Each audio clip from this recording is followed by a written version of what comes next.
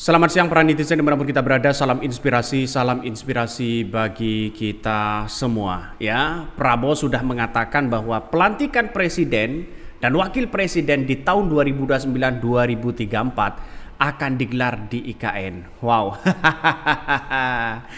nampaknya Prabowo juga masih ada bayangan-bayangan seorang Jokowi begitu kan. Kenapa? Ya kita lihat saja, kalau bukan atas nama perintah seorang Jokowi, ya tidak mungkinlah ya seorang Prabowo ini bisa mengatakan seperti itu. Kenapa? Ya kita lihat saja realitasnya bahwa IKN ini benar-benar dilanjutkan ya atas perintah Jokowi atau siapa? Memang sesuai dengan undang-undang kita begitu kan ya, dalam Kapres itu memang IKN ini akan menjadi ibu kota. Ya, sampai hari ini ya seorang Prabowo kenapa tidak dilantik di di IKN. Nah, itu pertanyaannya begitu kan. Seharusnya kalau Pak Prabowo ingin menunjukkan bahwa IKN ini akan dilanjutkan, ya kenapa tidak dilantik di IKN? Bahkan Pak Prabowo mengatakan ya jangan ada menteri-menteri lagi begitu kan ya yang kemudian membangun membangun proyek Mercusuar. Nah, itu kan menandakan ada sesuatu apa di balik ini semua begitu.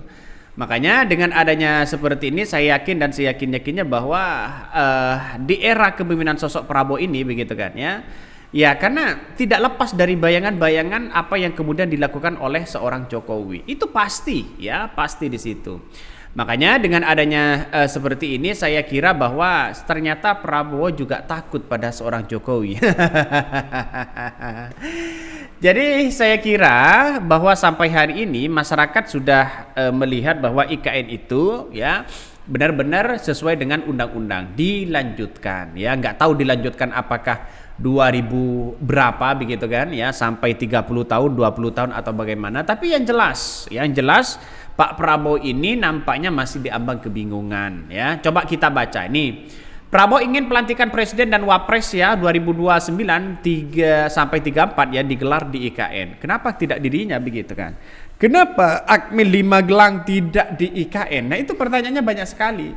Sehingga kalau toh pada hakikatnya harapan dari apa yang dilakukan oleh sosok Prabowo begitu kan ya, nanti mungkin di sidang DPR, di sidang MPR begitu kan ya, atau begitu, atau sidang kabinet seharusnya kan dilakukan di di IKN begitu, tidak hanya di Jakarta. Saya kira kalau IKN ini sudah Pak Jokowi sudah ngantor, sana sini sudah ngantor, ya setidaknya kan Prabowo ikut begitu kan. Kenapa Prabowo nggak ikut? Itu pertanyaannya. Makanya dengan adanya seperti ini Prabowo itu diambang kebingungan. Ya takutlah ada 17 kementerian dari seorang Jokowi di situ. Saya kira Pak Prabowo juga menjadi ketar-ketir begitu. Dalam artian apakah ketegasan sosok dari seorang Prabowo ini dipertanyakan atau bagaimana? Ya, orang-orang akan lihat begitu kan ya. Bagaimana nasib nanti IKN, keberlanjutan IKN begitu kan ya. Proyek IKN Nusantara ini di tangan Prabowo. Apakah tetap mau dilanjutkan atau tidak? Ya, makanya mungkin sesuai dengan undang-undang kita mungkin tetap akan dilanjutkan begitu kan. Tapi ya dari mana uangnya? Ya ngutang lagi begitu. Ya sama aja di situ. Artinya kalau kita melihat dengan hal ini ya IKN atau dilanjut atau tidak ya terserah, tergantung dari sosok seorang Prabowo ya. Rakyat itu sejak dulu menjadi beban kok. Saya kira saya masih pesimis begitu kan ya, sampai hari ini masih pesimis apa yang kemudian dilakukan oleh seorang Prabowo ya. Pesimisnya di situ ya karena ada menteri-menteri seorang Jokowi yang kemudian sehingga kementerian itu menjadi gemuk ya, atau kita lihat bahwa di negara-negara lain kalau kita berbicara kementerian itu sedikit begitu kan ya dibandingkan dengan di Indonesia. Nggak tahu konsepnya, nanti kita lihat saja dari kepemimpinan seorang Prabowo di 100 hari kepemimpinannya. Kalau 100 hari tidak tidak ada kemajuan, saya kira ya bisa saja melebihi dari seorang Jokowi, bisa saja ya di bawah seorang Jokowi. Ya itulah penilaiannya begitu kan. Statement ini cuma untuk menghibur Mulyono, bisa saja begitu kan. Statement seperti ini bisa saja menghibur si Mulyono. Serah Bapak aja, yang penting duitnya ada. Nih, banyak yang stres Pak karena berharap IKN mangkrak. Ini komentar-komentar dari netizen. Masih jauh ngapain juga bahas. Ini komentar-komentar netizen banyak sekali. Memang saya situ mau nyalon lagi. Ya kita lihat saja nantinya begitu kan. Tapi ini kan kesempatan emas sebenarnya ya. Kesempatan emas sebagai sosok seorang Prabowo dan Gibran. Seharusnya presiden dan wakil presiden itu dilantik di IKN ya. Terus kemudian pembekalan di kemarin begitu di Magelang seharusnya kan di IKN ya. Kenapa? Karena IKN ini sudah jadi barangnya.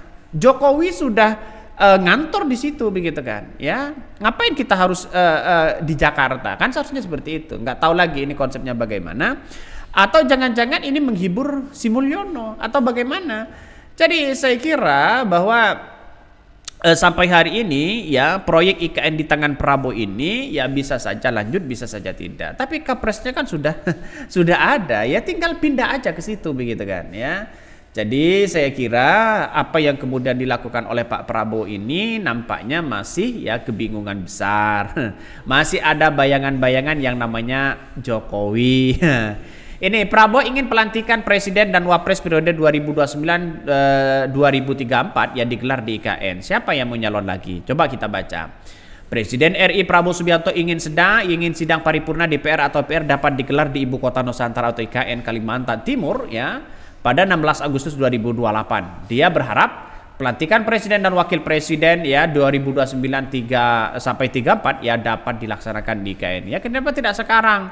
DPR, MPR, sidang paripurna, ya sidang apapun begitu kan, atau sidang kabinet ya silakan di IKN. Itu kan sudah menunjukkan bahwa IKN itu tetap dilanjutkan begitu kan ya.